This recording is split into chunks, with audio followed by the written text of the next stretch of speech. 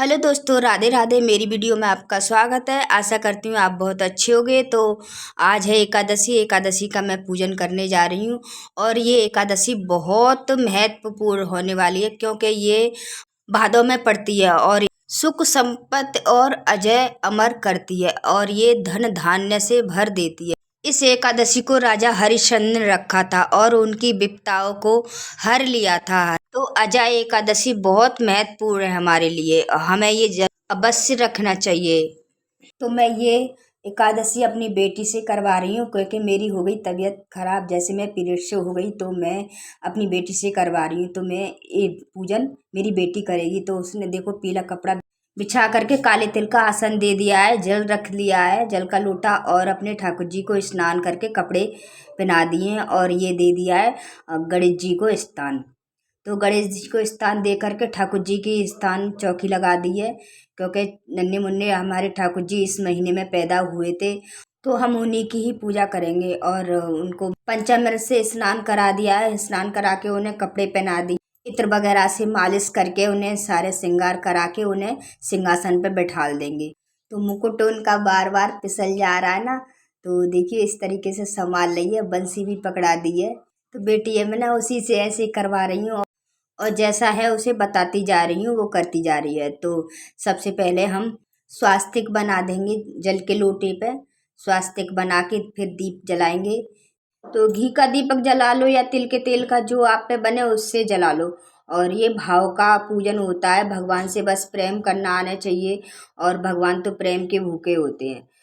तो दीपक जला लिया है। दीपक जलाने के बाद में उन्हें जो भी आपके पास भोग प्रसाद है कुछ भी हो तो आप भोग लगा दो। जैसे आप आज वीरवार है तो केले का भोग लगाना चाहिए और आज वीरवार पड़ने की वजह से ये इसका महत्व और बढ़ गया है। ये एकादशी बहुत ही सुंदर बन चुकी है, इसलिए हमें ऐसे अवश्य रखना चाहिए, अवश्य रखना चाहिए कैसे भी हो। तो देखो कैसे भी दिक्कत में आप हो तो आप किसी और से पूजन करा लीजिए, और लेकिन एकादशी को जरूर रखना चाहिए। तो धूप दीप और दिखा दिए और ये कथा है, कथा को अवश्य हमें पढ़ना चाहिए। कथा की पुस्तक जरूर रखना चाहिए, उसका भी पूजन अवश्य करना चाहिए। तो हमने कथा को रख लिया है और उनको फूल वगैरह चढ़ा के उनका भी पूजन कर लेंगे। तो सबसे पहले दीपक के फूल चढ़ाएंगे, फिर गणेश को। और इसमें देखो हमने गणेश लक्ष्मी की प्रतिमा है, इसी को मैं रखती हूँ। इसमें भगवान गणेश को सुपारी के रूप में पूजा जाता है, तो मैं इसमें सुपारी रखती हूँ पूजन के लिए। और लक्ष्मी गणेश की प्रतिमा, ये सिक्का है तो मैं इसी में रखती हूँ। इसको रोज स्नान करा के ठाकुर जी के साथ ही और उसका पूजन करती हूँ। तो हम फूल चढ़ा देंगे सभी को, और भगवान को भी, पुस्तक को भी। और हमें पीले फूल ही चढ़ाने चाहिए क्योंकि मेरे पास तो देखो यहाँ मैं दूर पड़ जाती हूँ तो फूल कभी कभी मिल नहीं पाते। तो मेरे ये सदाबहार तो सबके ही पास मिलते रहते हैं हमेशा। और देखो फूल तो फूल ही होते हैं, कोई भी हो, फूल तो फूल ही हैं, भगवान के लिए ही हैं फूल बने हैं।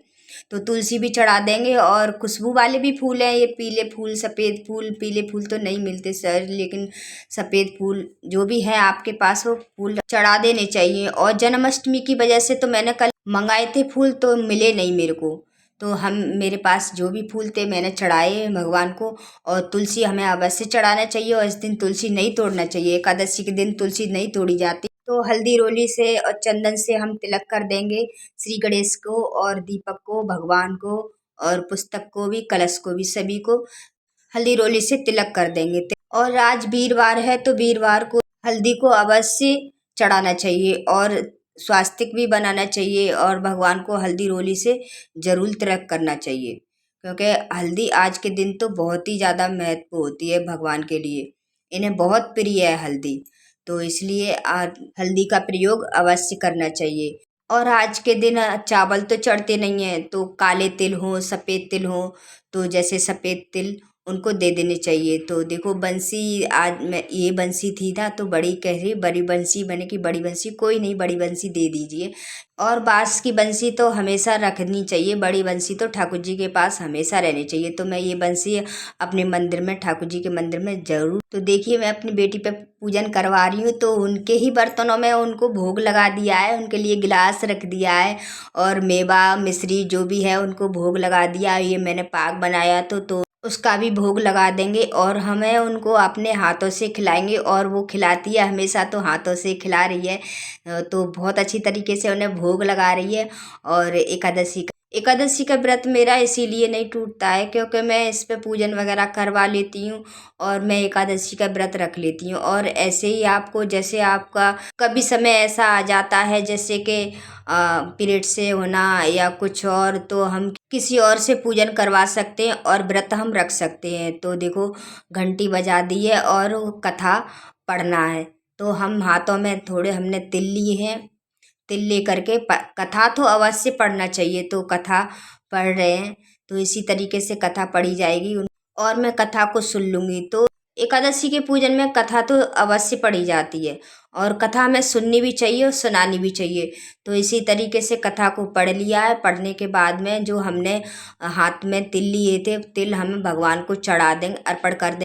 और ये पूजन हमें वहीं पर करना चाहिए जहाँ हमारी चौकी पहले से सजी हुई थी। तो यहाँ पर चौकी मेरी पहले से सजी हुई थी जहाँ पर मैंने जन्माष्टमी का पूजन किया था। तो दक्षिणा देखो हमें ज़रूर देना चाहिए।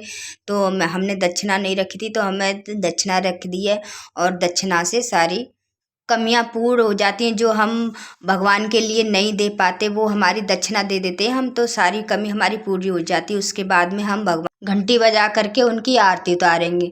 तो भगवान बहुत प्रसन्न होते हैं जब हम लास्ट में आरती करते हैं और आरती से हमें सारा फल मिल जाता है। तो इसलिए हम आरती करते हैं। तो आरती हमें ज़रूर करना चाहिए और आरती करने के बाद में आरती भगवान को देने के बाद में क्षमा याचना कर लें। जो भी हमसे, जो भी आपकी सेवा पूजन में भूल चूके क्षमा करें।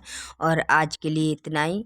हमारी वीडियो अच्छी लगी है तो लाइक करना, सब्सक्राइब करना। राधे राधे, जय श्री कृष्णा।